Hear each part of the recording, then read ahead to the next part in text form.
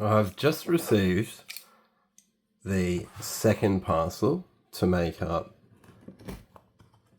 the return for my iBasso 260 after, so I believe, the major fault was confirmed. Was unable to be fixed by Minidisc in-house. So after 4+ weeks, which I believe is outside of a reasonable time frame for a repair, and I believe that Minidisc would be able to repair a minor fault. So I definitely believe that that would be deemed a major fault. And the major faults were confirmed. So this is my repair order from Minidisc after sending the device with major failure. So they've confirmed.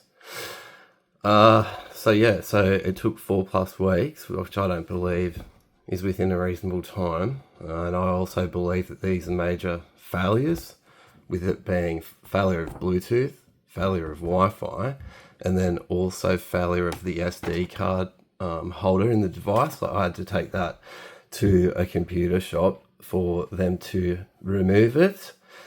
So yeah, I believe that's another failure, and even each of those three, I think, would be deemed as a major failure on their own, and combined, I believe that would be a major failure. So I sent back the failed item to Minidisc in the complete packaging. So after this 4 weeks had passed, it was confirmed, and I was advised that I was eligible for an advanced brand new unit replacement. So this picking slip for that advanced replacement says no packaging supplied. I questioned this at Minidisc because that is complete false misstatement. The faulty unit, which I sent back, was in the full packaging. I sent detailed photos of this to support this false misstatement. All the packaging went back with the actual iBasso unit. I even sent it back in the box, which I received the initial unit from. So I'm just opening now. This is the second box of the two, because the reissue, Minidisc decided to send that to me with just the unit and just some plastic thing, because they had made the claim that I had not sent that back with no packaging, or I'd sent it back with no packaging, the faulty device. So that was complete false misstatement. I supported that and then sent photos. So with that, Minidisc had taken the advanced replacement, new replacement unit, and decided to take it out of the manufacturer's packaging. For what purpose of that, I'm completely unsure. Why you'd take a brand new device out of the factory packaging and then just send that in a sandwich bag. That just does not make sense to me, and I don't think it's reasonable. So this is the factory packaging that the brand new replacement device should have come in.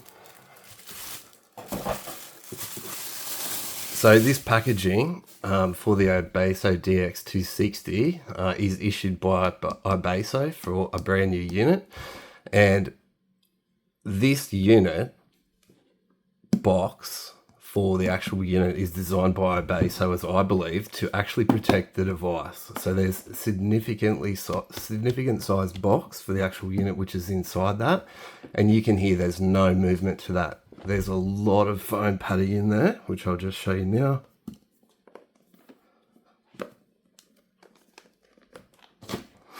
So you can even see how tight this sleeve is on the box.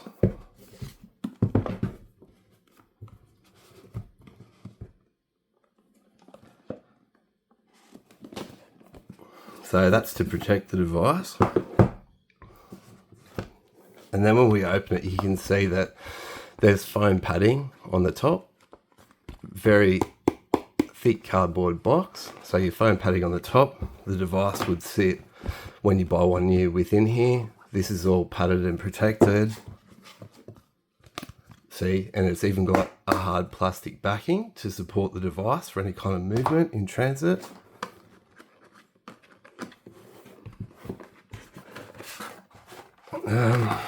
And then this is the rest of the items that come with a brand new unit, which for some reason Minidisc decided, you know, I wasn't eligible to receive those for the brand new replacement because I hadn't sent the packaging back, which I had.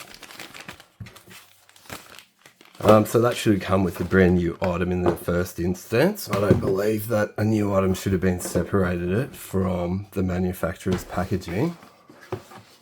So this is the one that I received, the actual replacement unit. So I've got the first video unboxing this because this was received, and then quite a few days later the subsequent packaging was received after I showed photos of the faulty unit being sent back with supports to show that. Now if we look at this replacement unit, it's in a box, and I believe that this could seriously have transit damage and internal damage. Like, that just rattles around like crazy. So it took days in transit for that to come to me. So as I've got in the previous video, when you open that up, the device has come in a plastic Ziploc sandwich bag. There's no protection to this device at all. I believe I paid about 1,300 or 1,400 Australian dollars for this. And apparently Minidisc is saying that this is a new item, but they've powered it on whatnot. I have not powered this on, and I don't wish to, because I'm more than concerned going forwards the useful life of this device in light of any damage that's occurred while it's been shipped. So it was put in a Ziploc sandwich bag. And then that Ziploc sandwich bag was placed into this envelope, wasn't sealed, and then you can see that the actual padding on this is next to nothing. Nothing. Like, it's not a bubble wrap or a foam or any kind of supports that would significantly protect this device, which I believe, you know, is pretty high-end electronics and would have a lot of fragile componentry in there. So I don't think that this potentially would last as long as it should, being, you know, exposed to those transit knocks.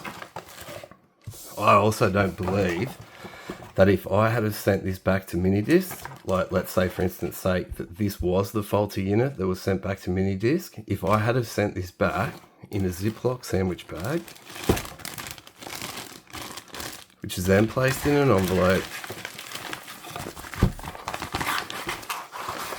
which was then placed in an oversized box, because the unit is quite heavy, and then it rattling around like that, I believe that Minidisc would not accept that as adequate return packaging, and then I would be liable for that. You can see the difference. Like, if we put that unit in there,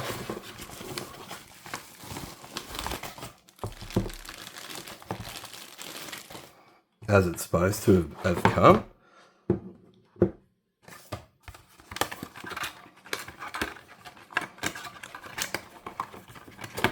so that was a tray underneath that one.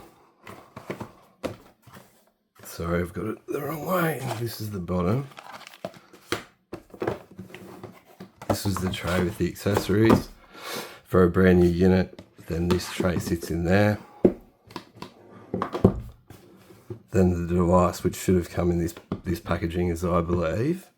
Sorry, they've put this really thin plastic on it, which is also supplied by the manufacturer. But this, I believe, this TPU case is to prevent it from being scratched, because you can see it's thin as. So that doesn't offer, in my opinion, any kind of shock protection. It's purely to protect it for any kind of scratches while being used. So that would have come in the factory packaging as iBasso had designed. It does not move around at all. You can hear how tight that fit is. And then when we look at the top, which the fascia of the unit would go to, is supported again by foam and significantly thick packaging to protect it. So that's in a sealed box, which is very tight. And then we also saw how tight it was then in the secondary sleeve. So that is designed for transit. You can hear that there's no movement, no rattle, and it's fully protected. And then it's within the box, which is significantly larger, causing less shocks in transit. So I believe that, in line with Minidisc policy, first of all, I believe if I had sent the faulty unit back in just a Ziploc sandwich bag, and then an envelope, and then a huge box, that the damages would have been liable to myself. So per the Minidisc return policy, I'm entitled to a replacement and or refund. So for major failure, so I believe we haven't met a reasonable time frame. Minidisc was unable to repair it in-house. With the 3 failure points, Bluetooth, Wi-Fi and SD card, I believe they're hardware related, and I believe that if it was a minor fault, Minidisc would have been able to resolve that. I was then told, complete false misstatement, that I would be issued the brand new unit, but for a reason which I don't understand, that new replacement unit has been issued and sent with no packaging. So that just does not make sense to me why that would have been done. So the unit should have arrived in the manufacturer's packaging, I believe, as iBasso had designed to support and keep the device from any damage for international postage, whatnot, to the distributors, to guys like Minidisc or wherever else in the world, to be protected. So I would like to request a full refund from Minidisc, and I'll send both of these links and full supports across to Minidisc now, and I'll await their response.